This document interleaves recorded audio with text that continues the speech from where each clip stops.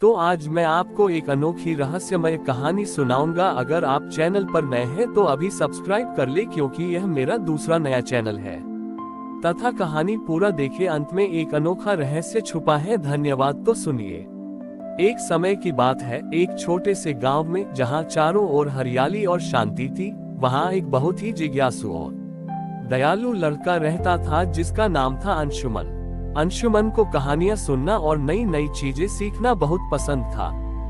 वह अक्सर अपनी दादी के पास बैठकर पुरानी लोक कथाएं सुनता था, खासकर गणेश चतुर्थी की कहानियां।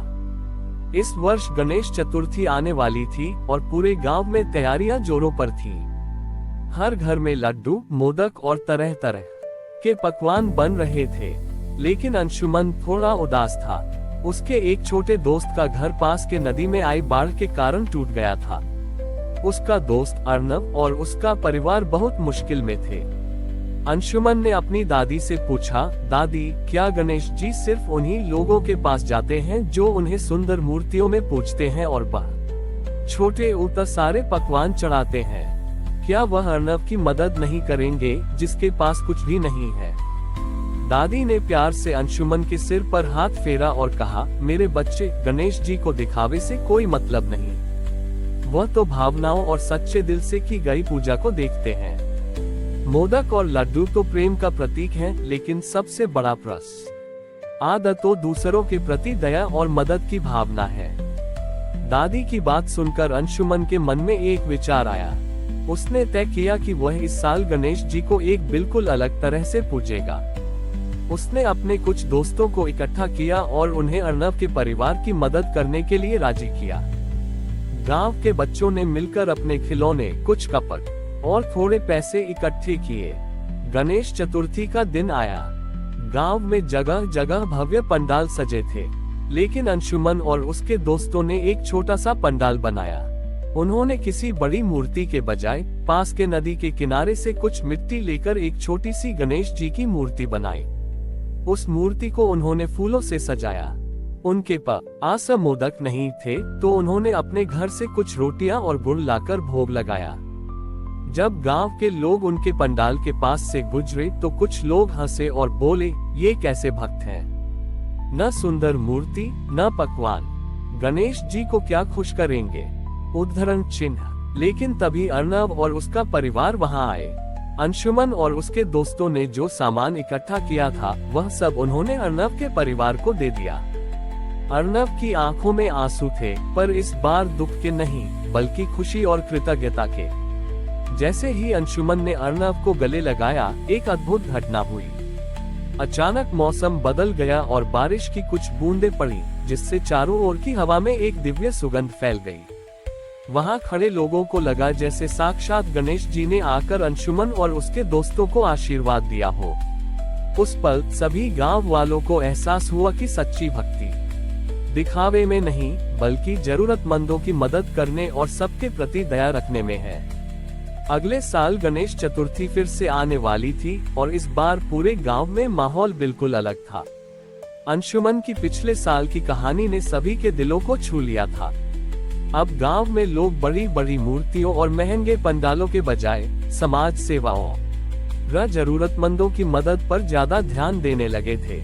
गांव के मुखिया, जो हमेशा भव्य आयोजनों पर जोर देते थे, इस बार उन्होंने एक नया प्रस्ताव रखा। उन्होंने गांव के सभी लोगों को इकट्ठा किया और कहा, अंशुमन ने हमें सिखाया कि सच्ची भक्ति क्या होती है। इस साल हम गणेश चतुर्थी को दया और कर्म का पर्व के रूप में मनाएंगे। गांव के बच्चों और बड़ों ने मिलकर एक नया प्रोजेक्ट शुरू किया। उन्होंने मिलकर गांव की एक टूटी हुई सड़क की मरम्मत की, जिससे बुजुर्गों को मंदिर जाने में आसानी हो। महिलाएं एक साथ आई और उन्होंने गांव के गरीब बच्चों के लिए कपड़े और किताबें सिलकर तैयार की। अंशुमन और उसके दोस्तों ने एक पुस्तकालय बनाने का जिम्मा उठाया, जहां गांव के सभी बच्चे कहानियों की दुनिया में खो सकें। गणेश चतुर्थी के दिन गांव में कोई बड़ा पंडाल नहीं सजा था, लेकिन हर घर के बाहर छोटी छोटी मिट्टी की गणेश जी की मूर्तियां रखी थीं, जिन्हें बच्चों ने खुद बनाया था। ये मूर्तियां चमक दमक से नहीं, बल्कि प्रेम और सादगी से भरी था। बड़ी उस दिन गांव में एक साधु महात्मा आए। वे कई दिनों से भूखे और थके हुए थे। जैसे ही वह गांव में दाखिल हुए, लोगों ने उन्हें पहचान लिया।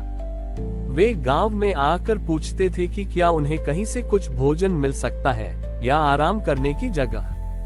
उन्होंने देखा कि गांव में कोई बड़े पंडाल या समारोह नहीं थे, लेकिन जैसे ही वे आगे बढ़े तो हर घर से कोई न कोई उन्हें कुछ न कुछ खाने को देता गया। कोई उन्हें मोदक के बजाय बनी हुई रोटियां देता, कोई उन्हें गुड़ और पानी देता, कोई उन्हें बैठने के लिए चटाई देता। महात्मा को बहुत आश्चर्य हुआ। उन्होंने देखा कि लोग केवल अपने घरों में नहीं बल्कि एक दूसरे की मदद कर रहे थे। जब महात्मा अंशुमन के घर पहुंचे तो अंशुमन ने उन्हें सम्मान से बिठाया और कहा, महात्मा जी, आज हमारे गांव में कोई बड़ा जश्न नहीं है, लेकिन हमारा हृदय आपके लिए हमेशा खुला है।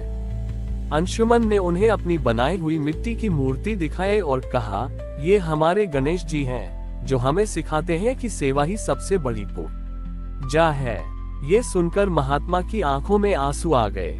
उन्होंने कहा, मैंने कई जगहों पर गणेश चतुर्थी के भव्य आयोजन देखे, लेकिन इतनी सच्ची भक्ति और प्रेम मैंने कहीं नहीं देखा। तुम लोग सही मायने में गणेश जी के भक्त हो। उस दिन महात्मा ने गांव में ही रुकने का फैसला किया।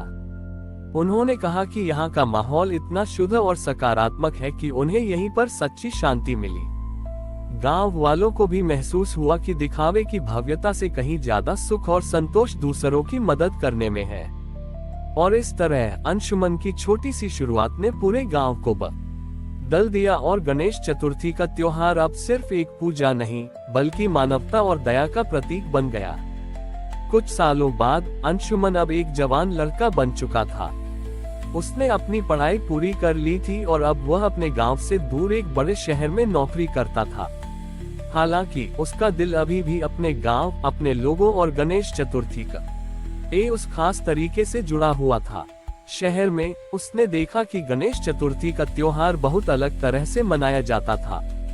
बड़े बड़े पंडाल, हजारों की भीड़, डीजे की तेज आवाजें और दिखावे की होड़ लगी रहती थी। लोग बहुत व्यस्त थे और उनके पास दूसरों के लिए समय नहीं था। अंशुमन को ये देखकर अच्छा नहीं लगता था। वह अपने बचपन के दिनों को याद करता था, जब हर घर एक दूसरे के साथ मिलकर खुशियां बांटता था। इस साल अंशुमन ने फैसला किया कि वह कुछ अलग करेगा। उसने अपनी छुट्टियों की योजना इस तरह से बनाई कि वह गणेश चतुर्थी के लिए अपने गांव वापस जा सके। उसके गांव पहुंचते ही उसने देखा कि वहां सब कुछ बदल गया था। गांव के मुखिया की मृत्यु हो चुकी थी और नए लोग गांव में गणेश चतुर्थी को फिर से भव्य तरीके से मनाने के लिए उत्सुक थे। उन्होंने शहर के कलाकारों को बुलाया था और एक बहुत बड़ी मूर्ति बनाने का ऑर्डर दिया था। अंशुमन ने गांव के युवाओं से बात की। उसने उन्हें समझाया कि कैसे ये त्योहार सिर्फ दिखावा नहीं बल्कि प्रेम, दया और एकता का प्रतीक है। उसने उन्हें अपने बचपन की कहानियां सुनाई, जब सबने मिलकर अर्नब के परिवार की मदद की थी और कैसे उस साल गांव को एक नई पहचान मिली थी। शुरुआत में युवाओं को उसकी बात पर यकीन नहीं हुआ, लेकिन जब अंशुमन ने उन्हें ये दिखाया कि कैसे वे मिलकर अपने गांव के बच्चों के लिए एक अच्छा पार्क बना सकते हैं या के तालाब को साफ कर सकते हैं, तो धीरे धीरे उनका मन बदल गया। उन्होंने भव्य पंडाल के लिए इकट्ठा किए गए पैसे को गांव के विकास के लिए इस्तेमाल करने का फैसला किया। गणेश चतुर्थी के दिन गांव में फिर से कोई बड़ी मूर्ति नहीं थी, कोई तेज संगीत नहीं था। इसके बजाय सभी गांव वाले मिलकर तालाब की सफाई कर रहे थे। एक बुजुर्गों के लिए बैठने की बेंच लगा रहे थे और बच्चों के लिए खिलौने बना रहे थे। शहर से आए कलाकारों ने भी यह सब देखा और वे बहुत प्रभावित हुए। उन्होंने अपनी फीस लेने से मना कर दिया और गांव के काम में हाथ बटाने लगे। उन्होंने गांव की दीवारों पर सुंदर चित्र बनाए, जिसमें गणेश जी को लोगों की मदद करते हुए दर्शाया गया था। शाम को जब गांव के सभी लोग एक जगह इकट्ठा हुए, तो उन्होंने देखा कि एक छोटे से पंडाल में पिछली बार की तरह एक छोटी सी मिट्टी की गणेश मूर्ति रखी हुई थी। उसके सामने गांव के सभी लोगों ने अपने अपने घरों से बनाई हुई छोटी छोटी मिठाइयां और पकवान लाए थे। उस दिन कोई अमीर या गरीब नहीं था, सब एक साथ मिलकर खुशी मना रहे थे। अचानक आसमान से एक ठंडी हवा चली और चारों ओर एक दिव्य सुगंध फैल गई। यह उस दिन की याद दिला रही थी जब अंशुमन ने पहली बार गांव को सेवा का पाठ पढ़ाया था। यह महसूस करके सभी की आंखें नम हो गईं। हमारी और भी आध्यात्मिक एवं अनोखी कहानियां देखने के लिए हमारे चैनल पर जाएं तथा धार्मिक एवं पौराणिक अनोखी कहानियां हमारे चैनल पर है। कृपया जाके देखें तथा हमारे चैनल को सब्सक्राइब करके रखें और वीडियो लाइक जरूर करें। धन्यवाद।